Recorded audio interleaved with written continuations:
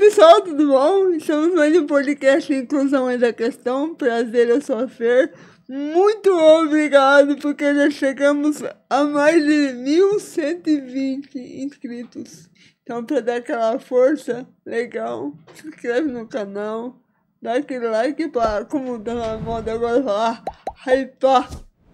Então, dá aquela força aí para a gente poder levar mais inclusão para as pessoas, mais conhecimento. E hoje tem conhecimento, hein? Você quer aprender coisa legal, coisa nova? Então, você vai aprender muito. Fica aí que tem um assunto da hora. E eu quero agradecer aos nossos patrocinadores, porque sem eles eu não estaria aqui, levando esses conhecimentos tão importantes para vocês. E um beijo no coração de cada um.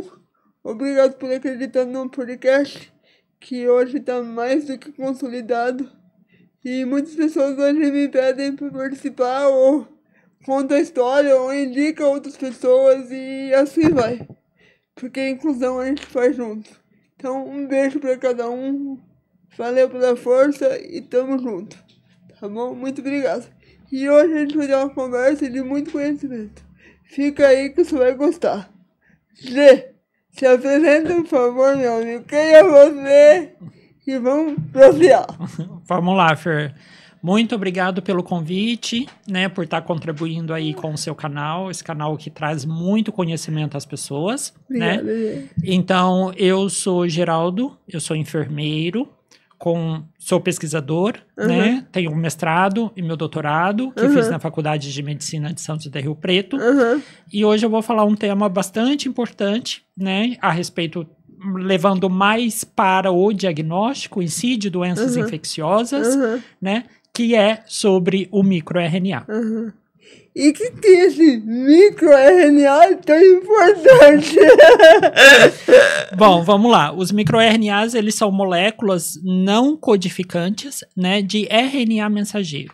Ou seja, ele bloqueia a ação do RNA mensageiro, transformando assim, né, não permitindo essa transformação em proteínas, né, e só que o microRNA, ele chega a ser interessante também, porque é uma forma, né, a gente pode verificar o microRNA a partir de outras amostras biológicas, não só o sangue, né, então aí tem o soro, o plasma, a urina e outros fluidos corporais que também pode vir aí a partir do escarro. Um ponto bastante importante, Fer, que eles podem ser um potencial biomarcadores para doenças infecciosas. Os microRNAs também, eles estão relacionados ali com outras doenças, como, por exemplo, o câncer, né, doenças cardiovasculares, ou até mesmo doenças bacterianas, e aí a gente vai discutindo um pouquinho sobre isso. Além disso, ele entra como potencial prognóstico, né, não invasivo, o monitoramento e o desenvolvimento de doenças, dessas doenças citadas anteriormente. Ou seja, dá para prevenir algumas doenças antes de ela acontecer de fato, né? Porque se ele bloqueia o RNA, ele não dá tempo de, desculpa minha linguagem leiga, mas de se alastrar ou de proliferar, porque a gente tem no corpo, né, a metástase, né, que divide ali as células, né, então ela acaba bloqueando, é isso? Exatamente, Fer. E aí, focando um pouquinho na nossa conversa, eu sei que esse assunto é bastante extenso, dava pra gente ficar um bom tempo aqui conversando, mas focando um pouquinho no diagnóstico. Vamos pensar numa doença infecciosa, né? Então, vamos pensar sobre o Toxoplasma gondii.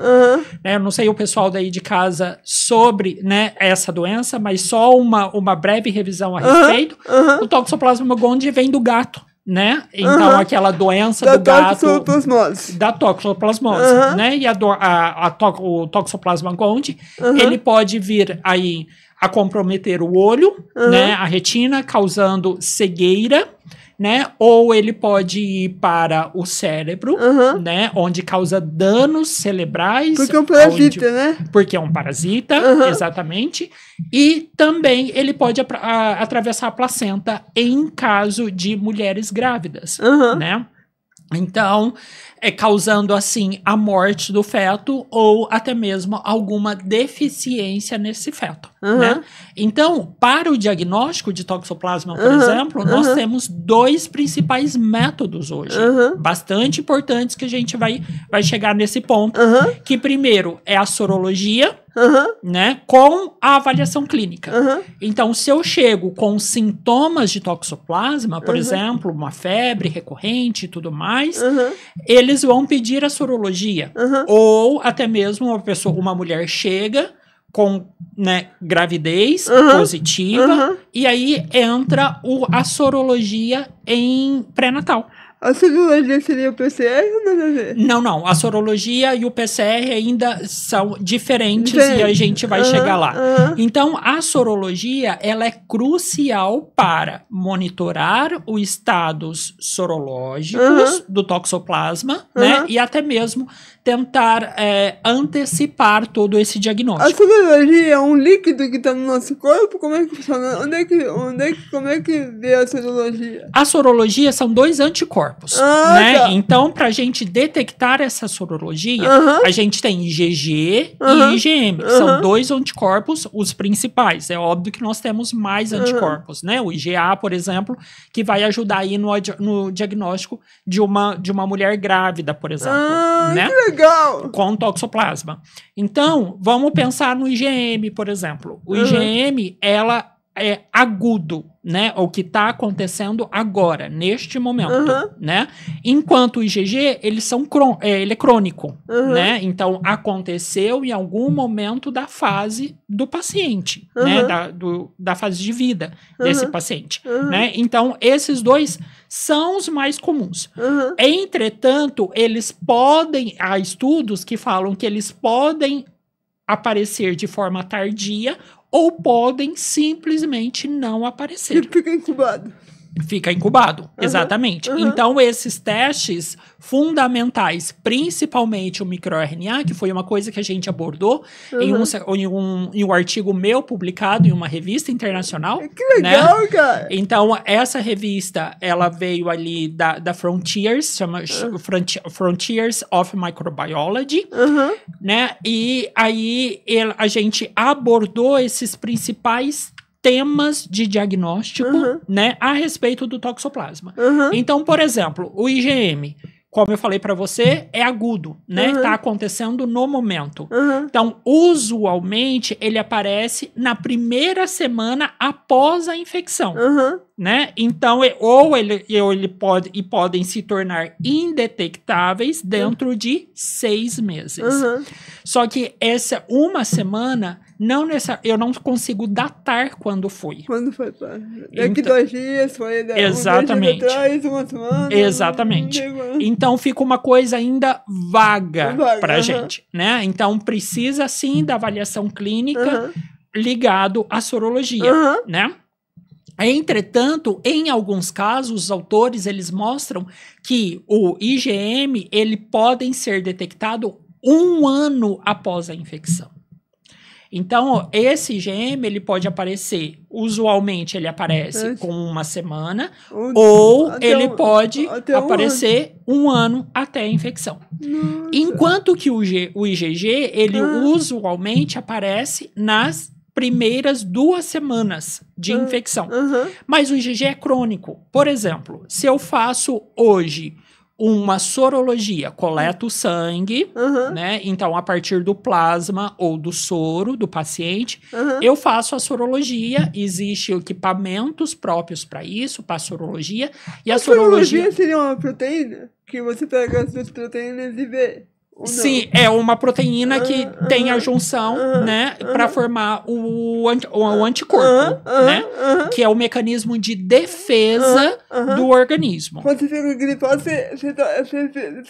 você cria anticorpo para defender daquela gripe que você tá. Exatamente. Então, é por isso, por exemplo, só que os micro-organismos, eles causam mutações. Sim.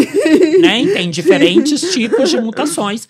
Isso a gente viu muito no Covid, né? Então, teve o Covid lá que originou na China, né? Então, é como se fosse o Covid mãe, por exemplo, né? Então, a partir dessa mãe, teve os seus filhos. Exatamente. Então, por quê? Porque eles causam essa mutação, que é uma troca, né, no material genético do vírus, e aí ele pode se tornar um pouco mais agressivo ou não, como foi o caso do Covid nessas diferentes características de cepa, né? Então, vamos supor que eu faço sorologia para Covid. Certo?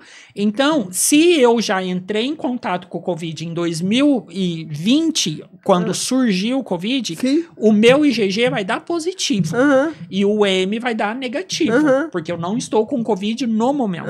Eu apenas tive contato.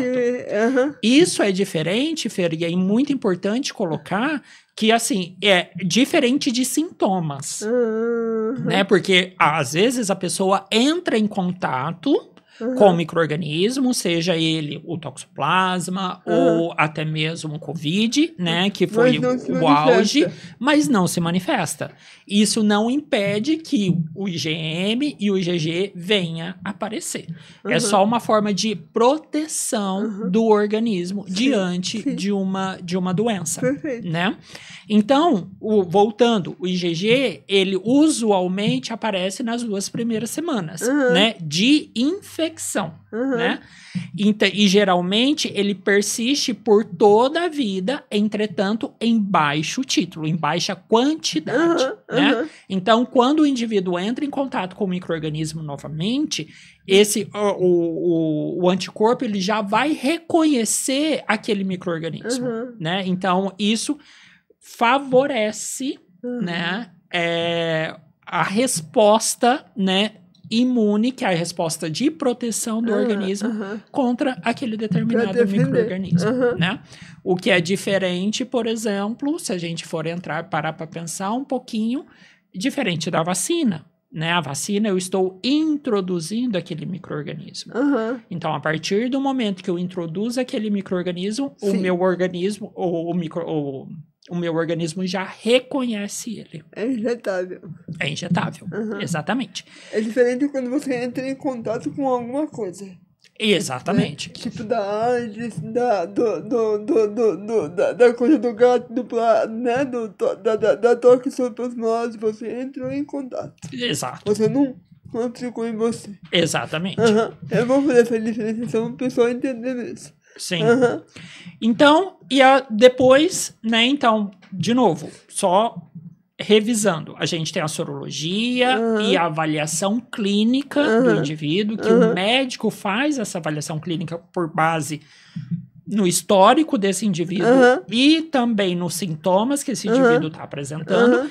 E aí a gente tem, por outro lado, o PCR, que foi que você comentou, né? Então, o PCR, o que é o PCR?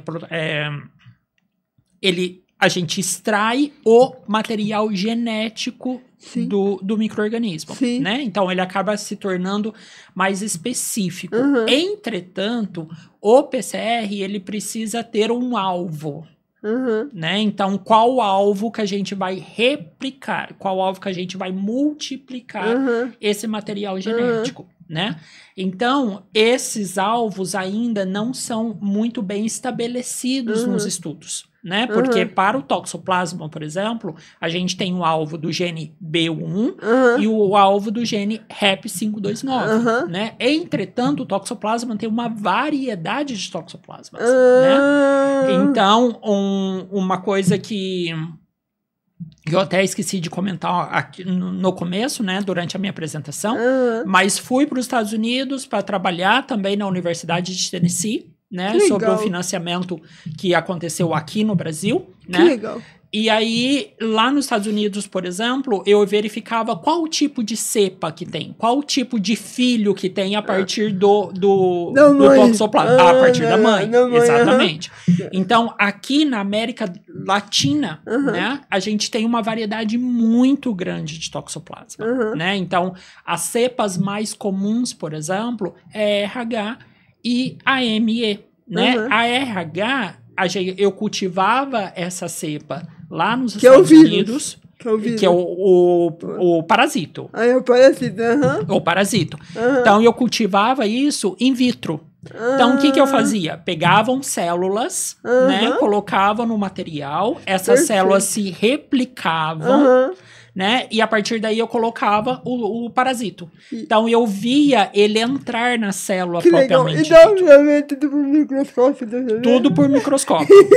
Que da hora. Então, essa cepa RH, por exemplo, ela tem a capacidade de cruzar a barreira, né? No caso, a placenta, né? No caso das mulheres grávidas, causando aí danos ao feto, né? Então, esta cepa é extremamente agressiva, né? Então, eu lembro lá nos Estados Unidos que pela manhã eu colocava esse parasito, né? Na célula, à tarde ele já tinha multiplicado muitas vezes. Tamanho em várias células. Exatamente, em várias células. Já tinha infectado várias células, né? Então, assim, ele ficava nessa cultura, nesse ambiente... Coisa de horas, então. Por coisas de horas, exatamente. Então, essa multiplicação é muito grande, né? E também, como a quantidade de DNA... né, do toxoplasma, por exemplo, em um indivíduo IgG positivo é muito baixa, esse método de PCR ele pode vir prejudicado, né? Então ele pode dar o falso negativo, por exemplo, né? Por conta da pequena quantidade circulante de material genético do micro-organismo, né? Então, como eu comentei com você, hoje o microRNA ele está bastante associado com outras doenças, né? Então, o câncer, doenças cardiovasculares, doenças bacterianas, e um estudo bastante interessante, né? Que inclusive a gente cita sobre ele nesse estudo que publiquei, que é o estudo, né, de autores internacionais, que eles fizeram o seguinte: eles pegaram camundongos, né, aqueles ratinhos brancos, né, e fizeram um experimento in vivo, desculpa. Então, esse experimento, o que eles fizeram? Colocaram cepa de toxoplasma. Injetaram no rato. Injetaram no rato, em região... de abdômen desse rato, né? Então, para a surpresa, em 72 horas, né, houve microRNAs específicos nesta infecção. Então, se a gente for voltar um pouquinho, né, o IgM, ele aparece em até uma semana. O microRNA, neste caso, apareceu em 3 dias. Nossa! Né? Então, isso acende, né, o alerta de que esse microRNA ele pode ser um potencial biomarcador, né? Então, os autores também, o que eles fizeram? Pegaram outro grupo, né, de animais e a doença, foco deles era toxoplasma. Entretanto, vamos pegar em doenças semelhantes ao toxoplasma. Por quê? Porque a gente precisa verificar se esses microRNAs eles são específicos para isso, para o toxoplasma. E, para a surpresa, né, deram baixo nessas doenças semelhantes ao toxoplasma e uma grande elevação, né, uma upregulation dos microRNAs específicos para o toxoplasma. Então, eles concluíram de que esses microRNAs, eles são específicos, né, para a doença de toxoplasma, antecipando aí o aparecimento do anticorpo, né, que hoje é o mais comum, né, que é a sorologia, que é utilizada no diagnóstico. Teste de tudo é só pegar o sangue, pegar a amostra do sangue e ver os anticorpos ali, o soro e tal. Sim. Para a gente verificar a sorologia, a gente precisa coletar, né, o sangue desse paciente. Ou fazer ou pode pegar um pouco da saliva, um pouco... Sim, também tem. Também tem. Mas o mais comum é o sangue, né? Que a gente pega esse sangue e a gente separa esse sangue, né? Porque o sangue, ele tem a parte de plasma, soro, né? E as células vermelhas, né?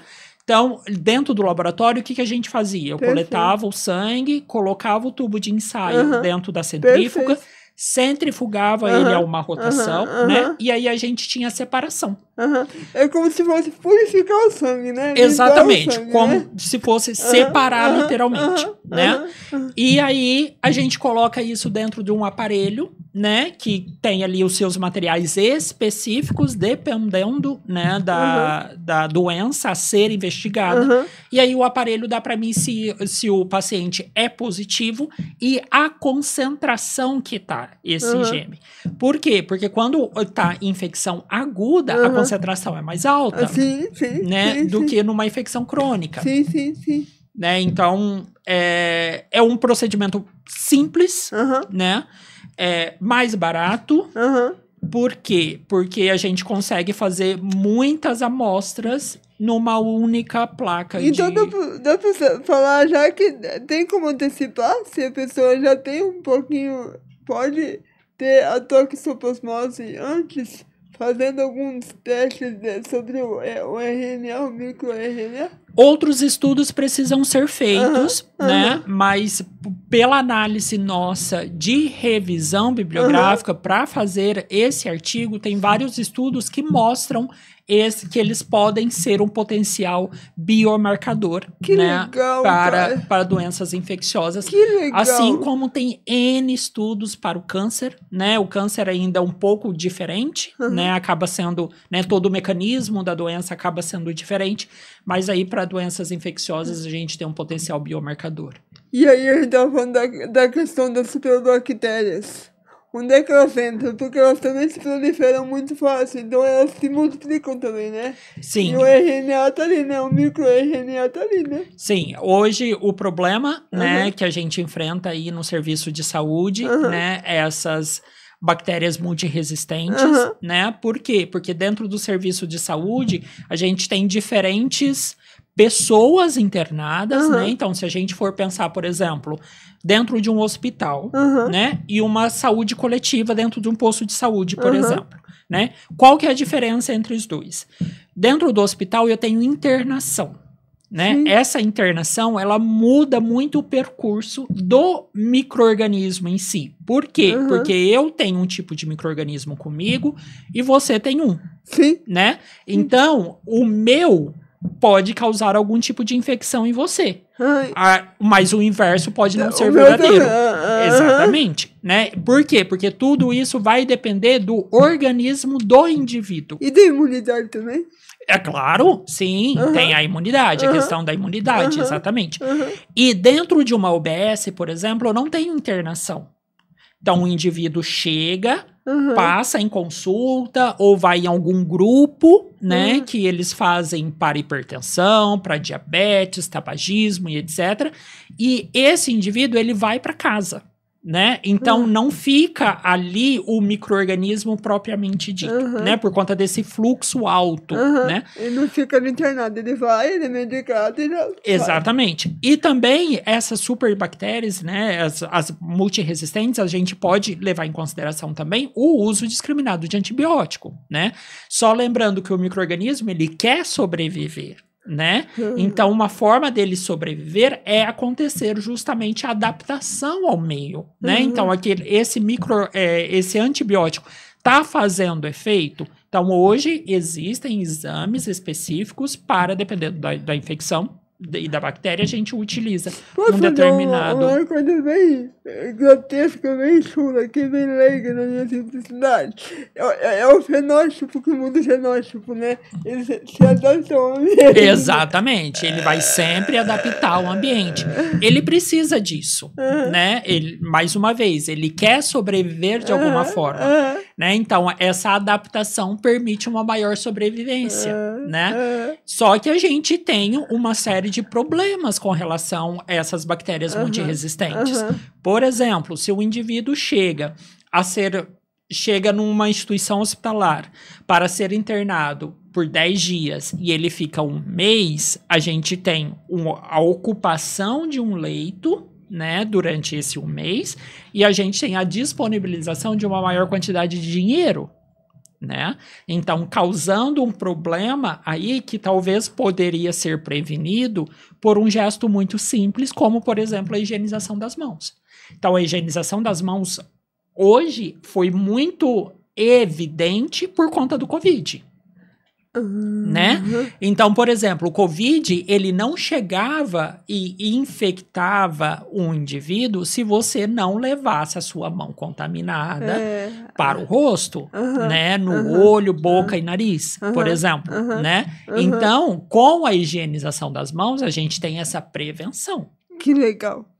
E é legal você falar isso, porque você fala isso.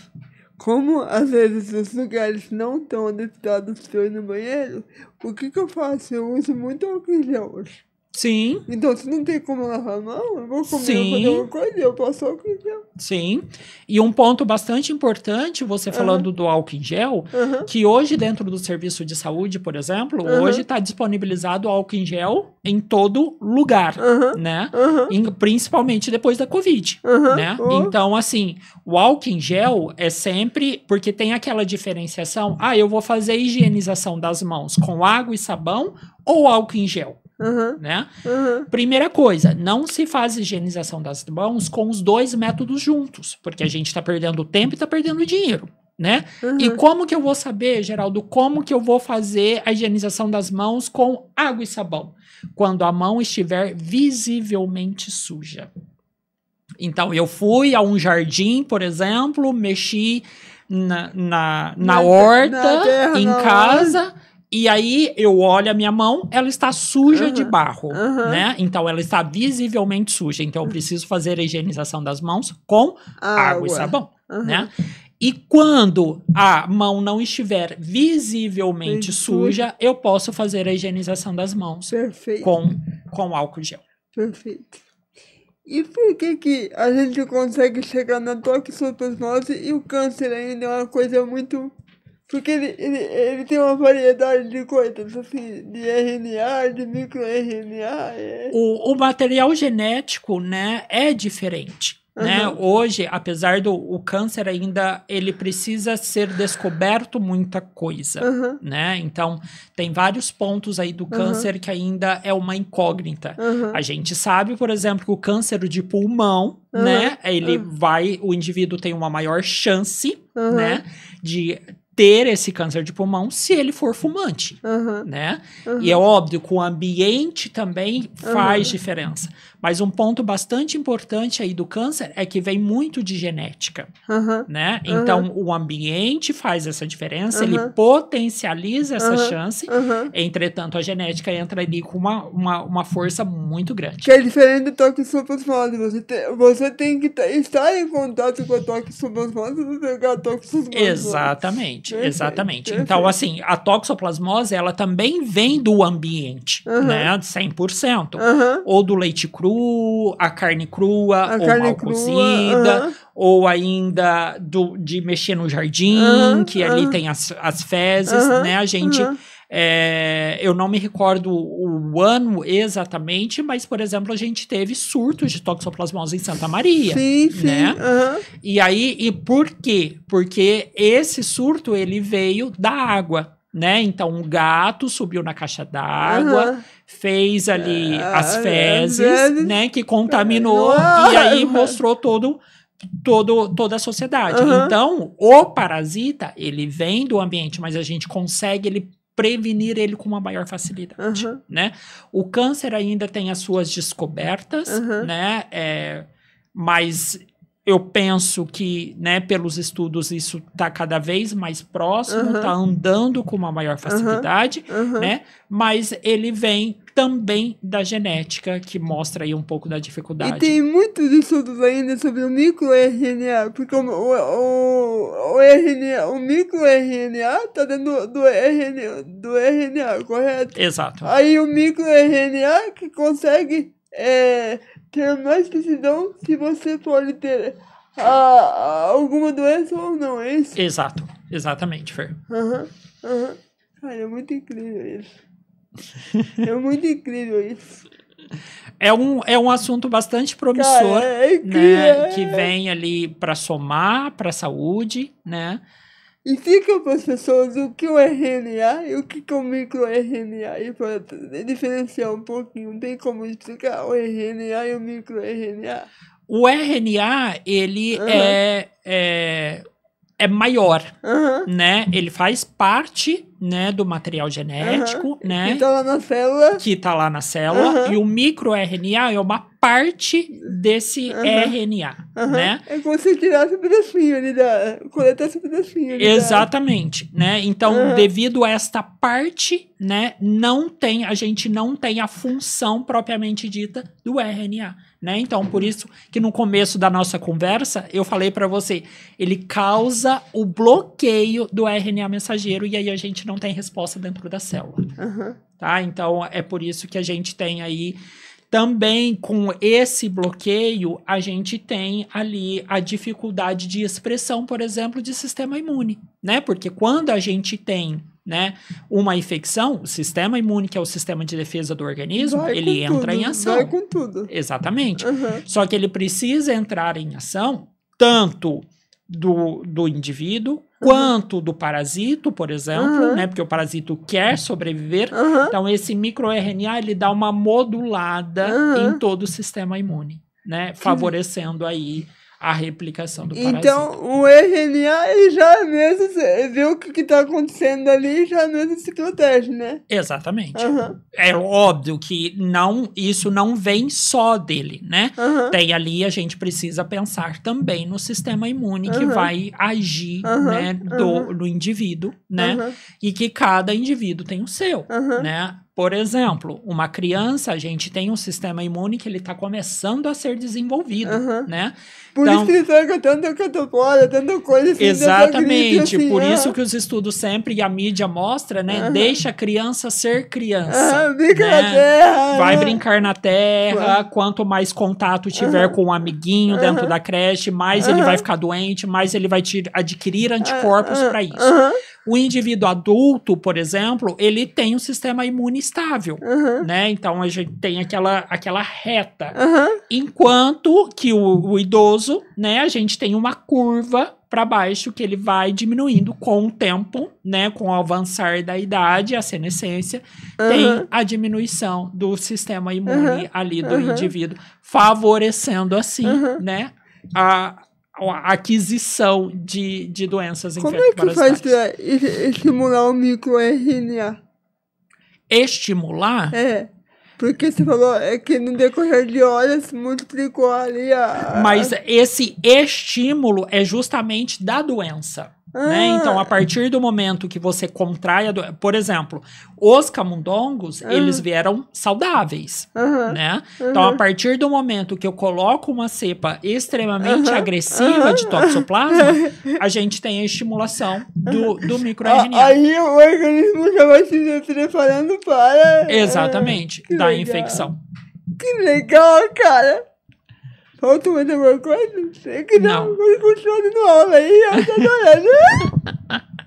Eu penso, só se você tiver mais alguma pergunta. Que legal, não, eu acho que tá da hora, cara. Não, tá bom, tá né? incrível, cara, tá incrível. E aí, quais são os próximos passos disso tudo? Então, Fer, os próximos passos, outros estudos precisam ser feitos, né? Porque nós temos uma gama de microRNAs, né? Então, os microRNAs têm os métodos ali um pouco mais caros, né? Porque uma detecção de um microRNA é feito, por exemplo, por PCR em tempo real, né? Que a gente viu isso também no COVID, quando se fazia o exame do cotonete, né? Então, assim, e isso aqui no Brasil é mais caro, né? Então, nos Estados Unidos, por exemplo, quando eu fiquei lá, como tudo é produzido lá, a indústria, né? Está lá que produz os reagentes, né? Então, acaba sendo mais barato. Mas aqui no Brasil, a gente tem essa dificuldade. Eu fico pensando se podia ajudar na diabetes, né? Sim. Também, porque o organismo produz, né? Tipo, 1 a 2. Sim. Aí poderia usar o RNA para produzir, né? E sim, e outros estudos, eles precisam ser investigados para entender o papel desses microRNAs. Já que a gente tem uma gama muito grande de microRNAs, né? E ainda ali a ciência está começando a descobrir, né, esse papel desse microRNA, os microRNAs específicos para determinadas doenças. Então, é um assunto bastante será interessante. Que um dia a gente vai ter RNA fabricado sinteticamente? Pode ser que um tempo Pra aí ajudar? ele venha a chegar, né? Uhum. Então, de acordo com os estudos aí, né, que vierem aí para frente, né? Uhum. Eu penso que a indústria ela pode dar caçar algum meio, né, Uhum. de ter essa, né, essa molécula bastante promissora porque hoje. se pode prevenir, se pode ajudar, em vez de dar um remédio, começa a trabalhar lá. Sim, né? começa antes, Uhum. exatamente. E isso também favorece, obviamente, o diagnóstico do paciente, Uhum. né? E aí, né, como por exemplo um câncer, que quanto mais, né, o tempo passa, mais avançado ele pode ficar, né? Uhum. Então esse câncer, esse diagnóstico ele pode aí favorecer a sobrevida do paciente como uma forma geral, né? Você tem vontade de estudar também sobre o nosso DNA? Ou você gosta mais do RNA? Olha, durante o meu mestrado eu trabalhei com DNA, Uhum, né? Então, uhum. O mestrado foi DNA, o doutorado foi o RNA, mudei Uhum. ali um pouquinho, né? Uhum. O RNA, ele acaba sendo um pouco mais complexo, Uhum. né? Justamente por quê? Porque a gente... ele é mais instável, Uhum. né? Então a gente precisa de uma rapidez maior para Uhum. trabalhar com ele, Uhum. né?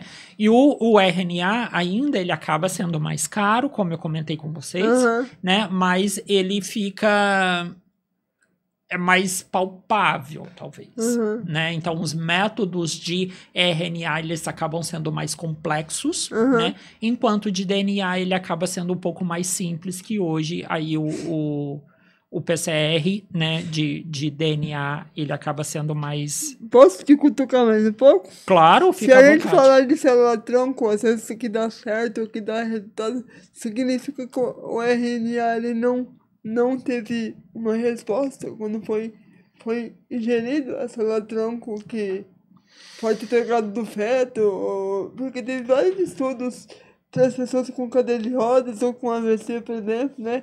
Eu com dependência cerebral, teve pessoas que deu certo e pessoas que não deu certo. Sim. Então, o que você pode falar um pouquinho em relação a isso? Bom, Fer, eu vou te dizer o que eu tenho lido, né, a respeito, né? As células-tronco ainda são, eu penso que são mecanismos diferentes, Tá. né?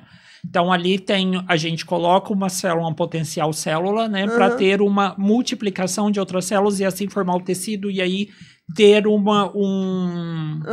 um resultado melhor para esse paciente, né? Ainda são métodos ainda diferentes e aí a gente não entra exclusivamente no RNA no das RNA, coisas. exato. Mas na AIDS entra. Pra bloquear Sim, a questão AIDS a questão da AIDS entra. Sim, na AIDS ainda tem alguns estudos mostrando aí o vírus da AIDS, né? Essa dificuldade ainda que a ciência, mas a ciência ainda está bem próxima dessa de descoberta, né? Propriamente dita do vírus da AIDS, mas ele tem alguns estudos mostrando aí o papel. E você tem alguma coisa em relação ao HPV também? Ele ajuda também? HPV tem vírus, alguns né? estudos, é menos, né? Mas tem alguns estudos mostrando o benefício do microRNA no HPV, né? Então, assim, como um todo, é óbvio que a mutação do vírus hoje, ele acaba sendo mais rápida, né? Ele tem essa capacidade de mudar e adaptar de uma forma mais rápida, o que acaba dificultando um pouco mais o diagnóstico, né? Então, fica um pouco mais complicado esse diagnóstico a partir dos vírus, né? E a toxoplasmose vai chegar num ponto que já vai dar para detectar ela mais rapidamente? Mais rapidamente, exatamente. Principalmente, né, quando ali em mulheres grávidas que a gente pode até mesmo tentar prevenir, né, o dano, né, no feto ou até mesmo a morte dele, que a gente sabe que isso pode acontecer. Ele só tá no gato? Ou ele tá no rato também? Não, ele só... É que, na verdade, existe o hospedeiro intermediário e o hospedeiro definitivo, né? Fala, pessoal, porque tem muita gente leiga podendo assistir que não é o gato que tem que matar o gato, tá indo rato. Ninguém precisa matar o gato, não. Fala que é um parasita que tá no ar. Então explica isso pra gente, por favor. Então, vamos lá.